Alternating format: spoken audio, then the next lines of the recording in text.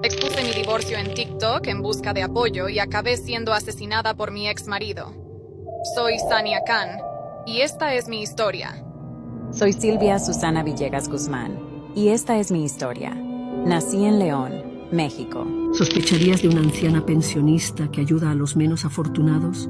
Soy Dorothea Helen Gray, y esta es mi historia. Ne yaparsan yap, aşk ile yap, ne dediğin değil, nasıl dedin olay. Açılır kapılar ardına kadar, kalpten gülersem kalanı detay. Expuse mi divorcio en TikTok en busca de apoyo y acabé siendo asesinada por mi ex marido. Soy Sania Khan, y esta es mi historia. Provengo de una familia de inmigrantes pakistaníes que llegaron a Estados Unidos en busca de mejores oportunidades de vida. Desde pequeña me enseñaron el valor del dinero. Era consciente del esfuerzo que hacían mis padres por darme lo mejor. A medida que crecía, adquirí el mismo empuje que mi padre. Mi sueño era brillar y hacer cosas importantes. A los 20 años empecé mi carrera como trabajadora social y defensora de familias con pocos recursos. Más tarde decidí trabajar como azafata de vuelo. Mi pasión era mi carrera fotográfica. Gracias a mi trabajo viajando y conociendo nuevas culturas, conseguí comprarme una cámara digital de gran calidad, con la que empecé a trabajar profesionalmente de forma paralela. Se me daba tan bien que me consideraba una fotógrafa profunda. Después de mucho esfuerzo, abrí un estudio profesional especializado en bodas y gente feliz, a través del cual conseguí muchos grandes clientes, además de mis amigos. Me lancé a las redes sociales y conseguí un público fiel al que le gustaba mi trabajo. Mi pasión también se ha convertido en un negocio muy lucrativo. Decidí dejar la aviación y dedicarme por completo a la fotografía. Como resultado, a los 21 años era una mujer independiente, que vivía por mi cuenta y ayudaba a mi familia. Pero había un problema. Ya estaba en la edad en la que necesitaba casarme, porque según la religión musulmana a la que pertenecía mi familia, las mujeres deben casarse jóvenes, y las solteras de esa edad están presionadas para encontrar marido enseguida. Mis padres me lo exigían, pero yo ya llevaba 5 años en una relación a distancia con Rahil Ahmad, de 36. Mi familia y mis amigos lo consideraban un hombre controlador, pero yo pensaba que era el hombre adecuado con el que pasar el resto de mi vida. Así que nos casamos el 21 de junio en una gran fiesta pakistaní, mudándonos a un piso en Chicago para que Rahil pudiera continuar su carrera de medicina. Todo parecía perfecto, pero esta relación estaba lejos de ser feliz, porque se había construido sobre mentiras y manipulaciones por parte de mi marido, que me había mentido sobre su edad, diciendo que tenía 30 años, pero en realidad tenía 36. No me había hablado de sus desequilibrios mentales y arrebatos. En las primeras semanas empezó a mostrarme su verdadera personalidad. Era un hombre posesivo y controlador al extremo. Quería saber cada paso que daba, quiénes eran mis clientes, siempre se quejaba de mi forma de vestir, según él era vulgar e indecente. Empecé a vestirme diferente, a cubrir más mi cuerpo y mis amigos notaron el cambio. Ya no salía de casa muy a menudo, pero mis esfuerzos por complacerle no parecían ser suficientes. En ese momento pensé en separarme, pero el divorcio era un estigma en mi cultura, considerado una deshonra. Desesperada decidí abrirme a mis amigos y familiares sobre los problemas que tenía en mi matrimonio. Me aconsejaron que siguiera con mi marido, debido a mi cultura, pero al cabo de 6 meses las cosas empeoraron mucho. Mi marido se volvió más agresivo, aumentaron los arrebatos. Ahora, con el apoyo de mis amigos, tomé la decisión de separarme e iniciar el proceso de divorcio. Como era de esperar, fui repudiada por mi comunidad, incluida mi familia que se distanció, me consideraban la oveja negra. Para mi sorpresa, Rahel accedió a firmar los papeles del divorcio, pero quería reanudar nuestra relación y cuando me negué empezó a seguirme a todas partes. Solicité una orden de alejamiento para impedir que entrara en el piso. En el proceso sufrí represalias de mi comunidad y mi familia y decidí hablar de esta carga en las redes sociales. Así que empecé a colgar vídeos sobre mi proceso de separación y los tabúes que me había encontrado en mi cultura. El contenido empezó a llamar la atención del público. sobre todo de mujeres que se encontraban en la misma situación. En cada post encontraba el impulso y la fuerza para continuar con el proceso de separación. Constantemente era criticada por todos en la comunidad musulmana. Incluso insinuaban que me vestía como una prostituta. En poco tiempo mi perfil se convirtió en un estímulo para mujeres que también estaban pasando por relaciones tóxicas. Para empezar una nueva vida, decidí mudarme a mi ciudad natal, pero mi ex marido tenía planes siniestros. 3 días antes estaba haciendo la maleta. Estaba ilusionada con esta nueva etapa, pero mi ex viajaba hacia mi piso. Ese día mis padres se dieron cuenta de que no estaba en casa y avisaron a las autoridades. Me pidieron que fuera a mi piso y comprobara si mi ex estaba allí. La policía no se lo tomó demasiado en serio, diciendo que yo estaba pasando por un divorcio y que él estaba allí para salvar nuestro matrimonio. La vista del divorcio debía celebrarse en agosto de este año, pero Rahil había ideado un plan para burlar el control de seguridad del edificio, ya que tenía prohibido entrar en el edificio donde yo vivía.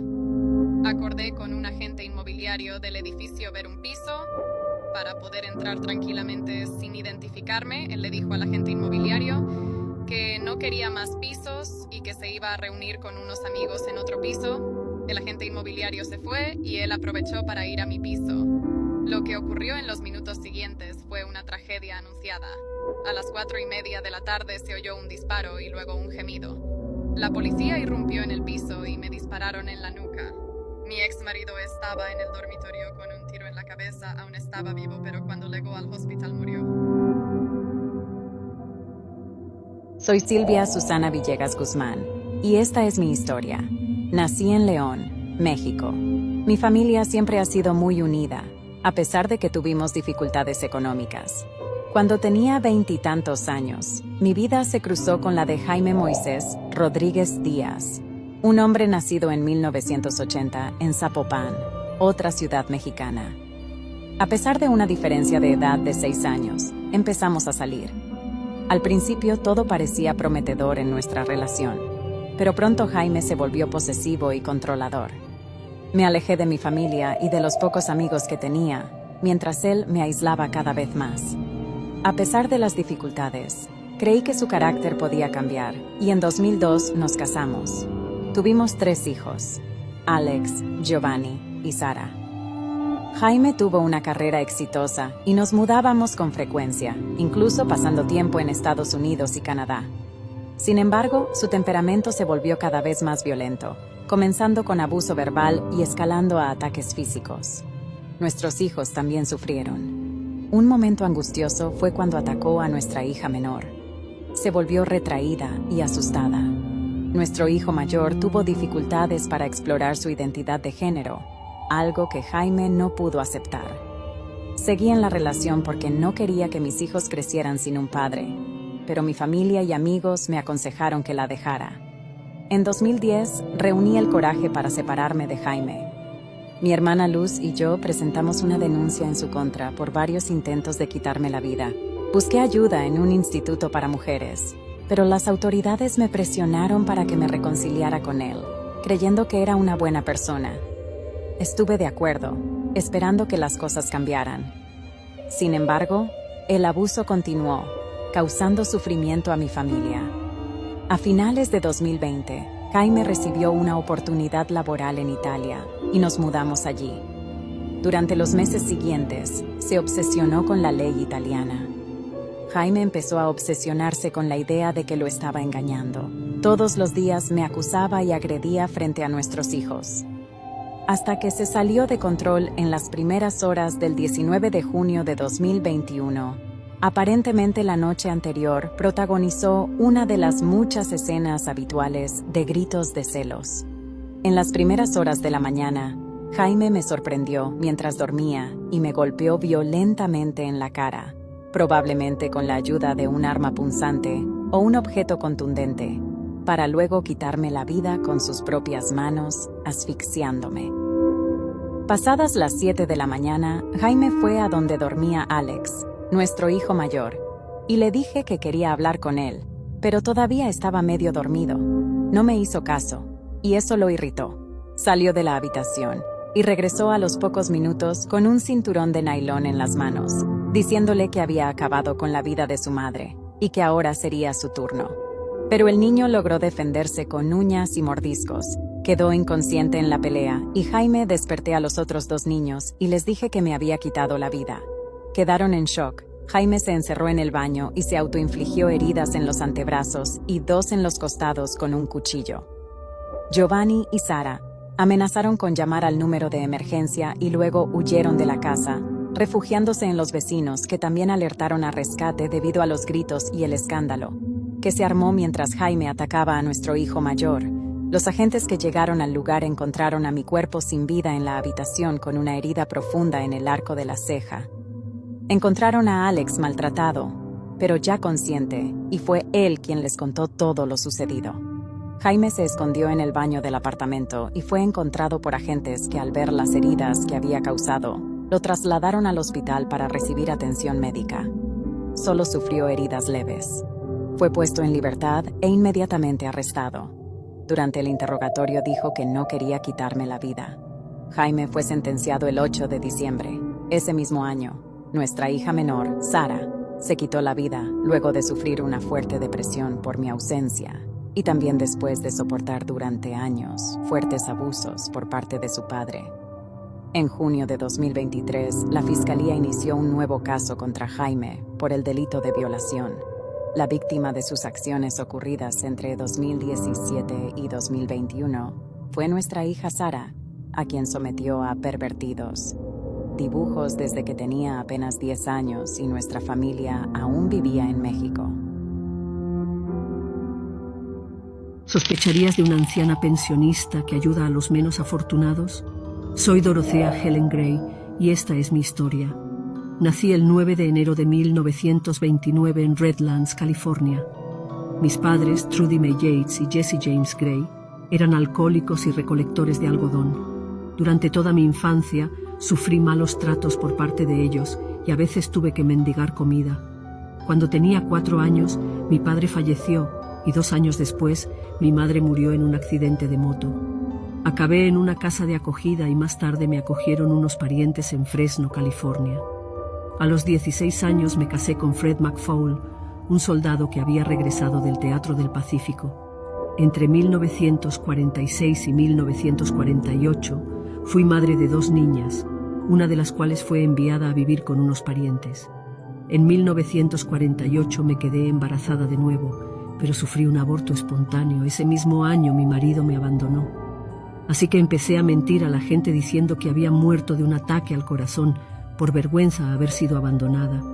Para entonces estaba desesperada y sin dinero, así que empecé a falsificar cheques y fui detenida. La condena fue de 1 año, pero a los 6 meses salí de la cárcel. Poco después me lié con otro hombre y me quedé embarazada.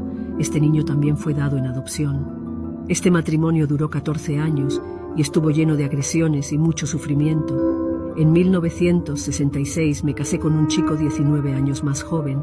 Se llamaba Roberto Puente. Nos casamos en México. Me engañó varias veces durante el matrimonio, que solo duró 2 años. Poco después de nuestra separación, me hice cargo de una residencia de ancianos que era como una pensión, situada en Sacramento, California. Esta residencia proporcionaba alojamiento a personas necesitadas y sin hogar. Conseguí ganarme una buena reputación y confianza con el trabajo que hacía. Los inquilinos me adoraban. En 1976 me casé por 3ª vez con Pedro Montalvo. Era un mentiroso, un maltratador y un alcohólico. Así que empecé a buscar consuelo en los bares, buscando compañía masculina y que tuvieran una buena pensión. Era muy lista y me ganaba fácilmente la confianza de los hombres. Les engañaba para robarles los cheques de la pensión. Me llevaba todo el dinero para mí.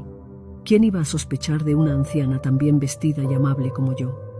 Un tiempo después me descubrieron y recibí 34 cargos por fraude, pero conseguí salir en libertad condicional una vez más, así que seguí con la pensión, pero empezaron a pasar cosas misteriosas. Desaparecían ancianos de la nada.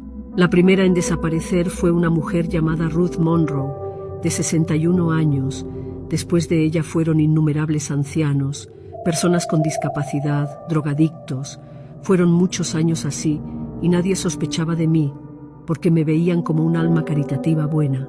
Resulta que les quitaba la vida y los enterraba en el patio trasero de la casa y seguían recibiendo su prestación del gobierno normalmente, como si estuvieran vivos.